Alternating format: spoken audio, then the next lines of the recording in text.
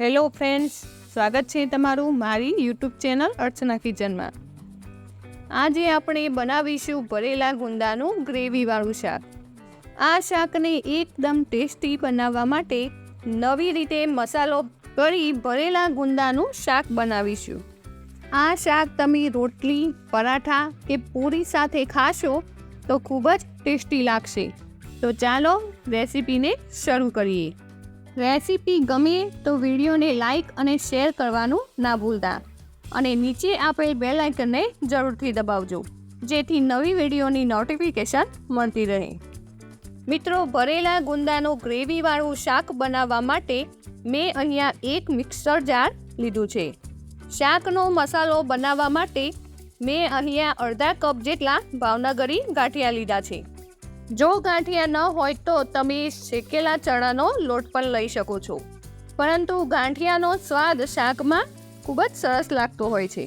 હવે આપણે તેમાં અડધી વાટકી જેટલા શેંગદાણા ઉમેરી દઈશું અને સાથે જ 2 ચમચી જેટલા સફેદ તલ પણ ઉમેરી દઈશું.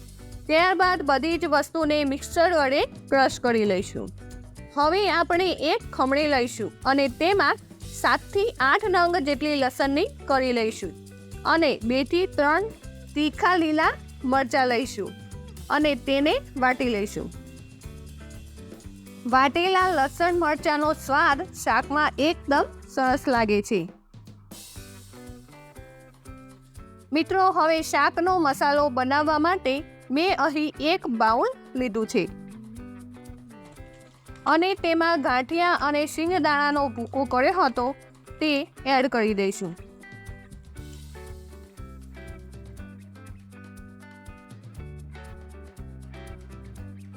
તેમાં આપણે વાટેલા લીલા મરચાં અને લસણની પેસ્ટ ઉમેરી દઈશું. ત્યારબાદ મસાલામાં 2 ચમચી જેટલું કાશ્મીરી લાલ મરચું પાવડર સાથે જ 1 મોટી ચમચી જેટલી હળદર ઉમેરી દઈશું. ત્યારબાદ 2 ટેબલસ્પૂન જેટલું ધાણા જીરું એડ કરવાનું છે. શાકને ચટપટા ટેસ્ટ માટે મેં અહીંયા 1 નાની ચમચી જેટલો ચાટ મસાલો લીધો છે અને સાથે જ સ્વાદ પ્રમાણે મીઠું ઉમેરી દઈશું. મસાલો સારી રીતે બાઇન્ડિંગ થઈ જાય તે માટે તેમાં 2 ટેબલસ્પૂન તેલ એડ કરીને બધી જ વસ્તુને સારી રીતે મિક્સ કરી લઈશું.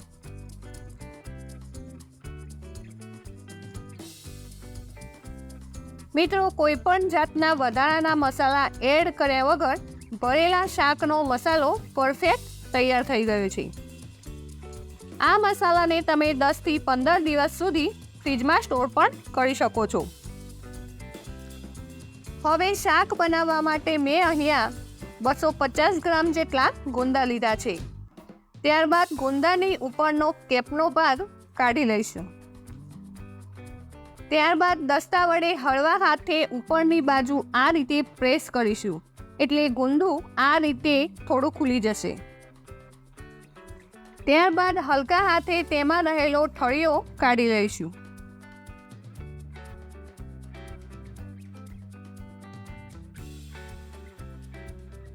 તો મિત્રો, મેં અહીંયા બધા જ ગુંદામાંથી ઠળિયા કાઢી લીધા છે અને હવે તેમાં મસાલો ભરીશું. મિત્રો, આ રીતે દરેક ગુંદામાં દબાવીને મસાલો ભરી લેશું. મસાલાનો સ્વાદ ગુંદામાં એકદમ સરસ લાગતો હોય છે.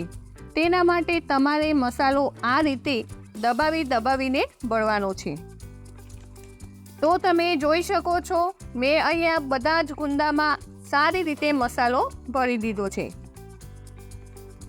અને વધેલા મસાલાને આપણે ગ્રેવીમાં ઉપયોગ કરવાનો છે.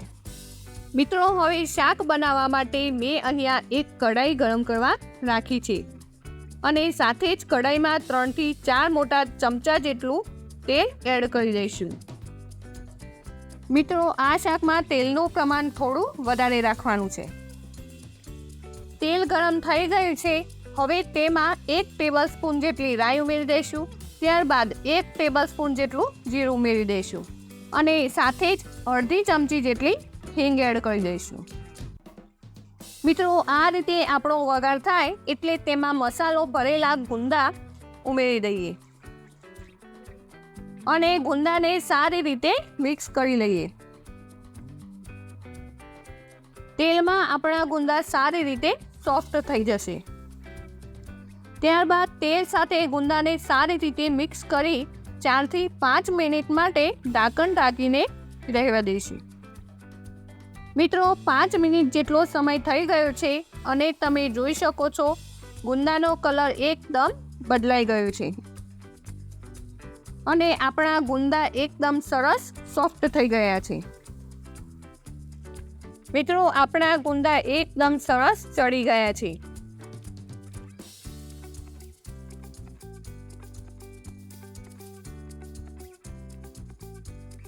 તો આ સ્ટેજમાં આપણે જે મસાલો વધ્યો છે તે બધો મસાલો આમાં ઉમેરી દઈશું. મિત્રો શાકને એકદમ ટેસ્ટી બનાવવા માટે 1 કપ જેટલું મોળું દહીં લીધું છે, તેને પણ શાકમાં એડ કરી દઈશું.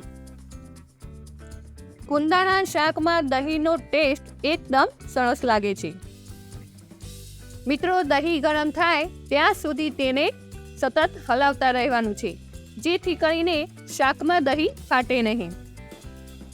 તો મિત્રો તમે જોઈ શકો છો એકદમ પરફેક્ટ ગ્રેવી સાથે ભરેલા ગુંદાનું શાક તૈયાર થઈ ગયું છે. હવે ફક્ત 2 થી 3 મિનિટ માટે ઢાંકણ ઢાંકીને શાકને થવા દઈશું. હવે આ સ્ટેજ પર શાકના સ્વાદને બેલેન્સ કરવા માટે 2 ચમચી જેટલો ગોળ ઉમેરી દઈશું અને સારી રીતે મિક્સ કરી લઈશું. ત્યારબાદ તેના ઉપર લીલા ધાણા એડ કરી દઈએ. આ શાક પરાઠા, પૂરી અથવા તો રોટલી સાથે ખૂબ જ ટેસ્ટી લાગે છે. મિત્રો રેસીપી ગમી હોય તો વિડીયોને લાઈક અને શેર કરવાનું ના ભૂલતા.